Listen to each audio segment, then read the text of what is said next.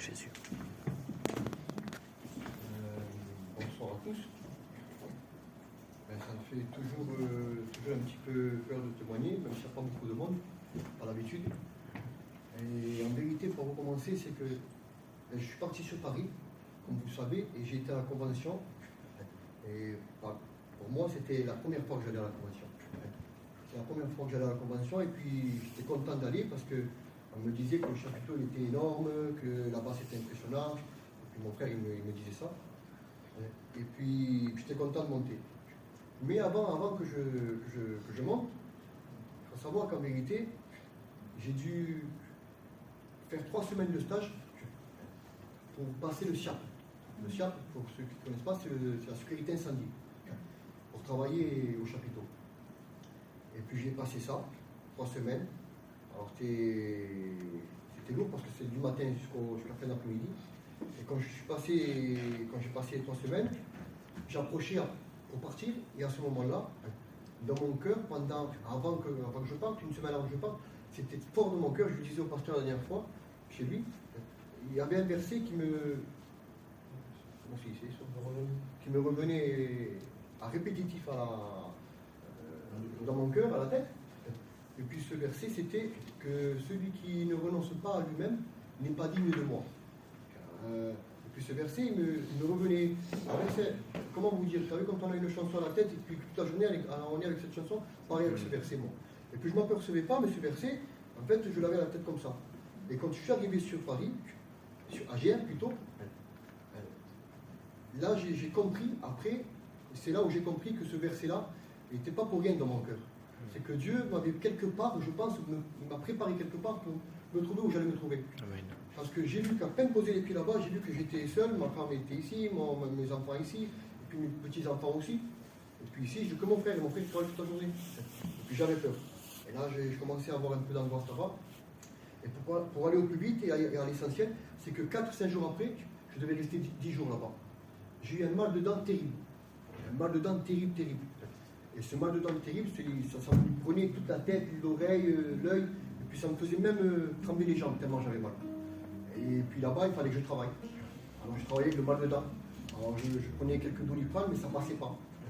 Et puis le soir vient, 2 jours après, le soir vient, et là, je commence à prier le Seigneur. Je dis, Seigneur, enlève-moi ce mal de dents, parce qu'en vérité, c'est pas possible. J'ai trop mal là-dedans. En fait, ce que j'ai oublié, c'est que j'étais tout gonflé. Et puis je demandais qu'il m'enlève le mal de dents, pour pouvoir continuer. Et là, le Seigneur, je ne m'a pas enlevé le mal de dents, parce que je me suis endormi comme ça. Je me suis endormi comme ça, et quand je me suis endormi, là j'ai rêvé. Tout le monde peut rêver, j'ai rêvé. Ce jour-là, j'ai rêvé. Je pense que ça venait de Dieu, parce que dans ce rêve, j'ai vu les disciples souffrir. J'ai vu les disciples, en particulier l'apôtre Paul. Je l'ai vu qu'il souffrait, et j'ai vu qu'il avait mal quelque part, lui. Et c'est vrai que dans la parole de Dieu, quand je me suis levé, j'ai vu, c'est vrai que dans la parole de Dieu, il dit que comme quoi il était malade, et Dieu lui dit, et Jésus lui dit, que ma grâce te suffit. Mais lui, là dans ce rêve, je l'ai vu qu'il avait mal, et moi, ça m'a fait de la peine, comment qu'il avait mal, et je demandais à Dieu pour lui. Et puis ce que je ne savais pas, c'est que mon cousin, pendant que je dormais, il avait de la peine pour moi, et il a pris ma Bible, et il m'a écrit un mot. Et ce mot correspond au rêve. Parce que le rêve nous disait que les disciples, ils étaient vaillants. Et dans le mot qu'il a mis le même mot. Il fallait être vaillant et puissant. Et c'est ça. Et quand je me suis réveillé, avec le respect que je vous dois, je n'ai aucun passage, c'est que quand je me suis réveillé, à ce moment-là, dans mon cœur, ça a été fort, comme quoi j'étais sous la volonté de Dieu, comme ça. Parce que j'avais arrêté mon confort, je méritais en gros ma télévision, mon canapé, mes trucs, ma voiture, mon entourage. Et à ce moment-là, je me suis aperçu, parce que Dieu me revenait ce verset, que celui qui renonce à lui-même n'est pas digne de moi. À ce moment-là, j'ai compris qu'il fallait renoncer Amen. pour pouvoir être sous la volonté de Dieu. Amen. Et puis le matin bien, l'après-midi, mon cousin vient m'emmener au docteur. Je suis un peu lent, mais en vérité, je voudrais vraiment. En vérité, c'est important pour moi parce que je l'ai vécu. Et puis le lendemain, quand mon cousin me dit viens, on va aller chez le docteur. Et Tony le sait, mon frère aussi le sait, parce qu'en face de la convention, il y a un docteur. Et quand j'arrive avec mon cousin là-bas, j'avais la bouche toute gonflée de bon. Le docteur ne voulait pas me prendre. J'étais pas de là-bas, j'avais pas de carte vitale, et puis il commençait à 14h, lui. Il y avait beaucoup de monde, il était midi et demi, il ne voulait pas me prendre. Et à côté, il y avait un paillot. Monsieur. Excusez-moi, monsieur, hein, on est américain, là. Et il a gueulé ce que je vous vois, il avait mal à l'estomac, il se pliait. Et il me disait, j'ai trop mal, ils ne me prennent pas, j'ai trop mal, il n'y a pas un serviteur là? Moi j'ai un serviteur, oui. Et j'appelle mon cousin Antoine. Et mon cousin Antoine, il vient, il commence à prier pour lui. Et quand il commence à prier pour lui, avant de lui imposer les mains, il me dit, prie à moi. Mais moi, en vérité, j'avais mal à la dent, j'avais la bouche gonflée. Et puis je commence à prier, mais je ne prie pas pour moi, parce que je sais que le Seigneur, hier, je lui ai prié pour moi, mais il n'a pas voulu m'enlever le mal dedans. Alors je prie pour lui, et je prie pour la mission. Je prie un peu pour eux.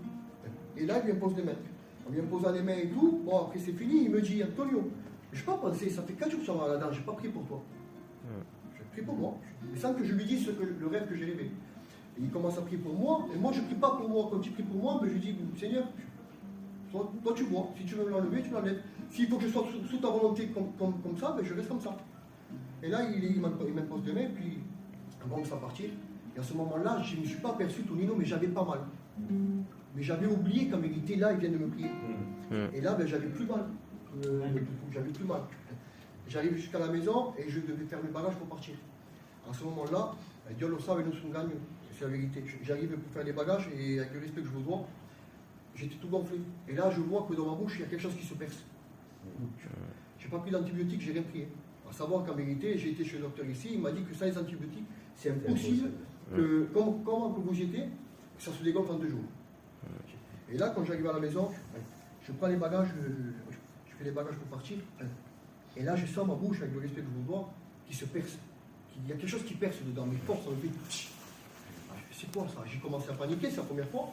Et là, avec le respect que je vous dois, ben, j'ai commencé à aller à la douche, à me laver la bouche avec le bain de bouche et tout. Et je vois que j'avais plein de quelque chose doré, bien sangné. Et à ce moment-là, quand je me suis levé, j'ai vu que tout a dégonflé. Mais je ne me suis pas aperçu qu'il venait de me prier, parce que moi, j'étais plus là. Qu'est-ce que j'ai fait pour ne pas vous fatiguer? Je suis venu ici à Nice. Et quand je suis venu ici à Nice, le lendemain, j'étais au docteur et le docteur m'a dit, c'est quoi les antibiotiques que vous avez pris? Parce que je lui ai montré la photo. Il m'a dit, vous avez pris quoi comme antibiotique en 2 jours que vous n'avez plus rien? J'ai rien pris. Il m'a dit, c'est impossible, l'œil était fermé. La femme m'a dit, bon, mais alors votre corps se défend bien, bon, c'est rare. Mais moi, en fait, j'ai vécu un miracle. Et le plus important, c'est qu'en vérité, le verset que j'avais dans mon cœur de renoncer à soi-même, je le comprenais, mais je ne le réalisais pas. Je l'ai réalisé quand j'étais à Paris. Amen. Et là, ben, je me dois moi-même de le faire. C'est de renoncer réellement à ce que je suis, à ce que je fais. Parce que c'est ça en vérité. C'est là où on peut être, c'est là où on est sur la volonté de Dieu. Parce que sans renoncer à soi-même, on ne peut pas être sur la volonté de Dieu, c'est impossible.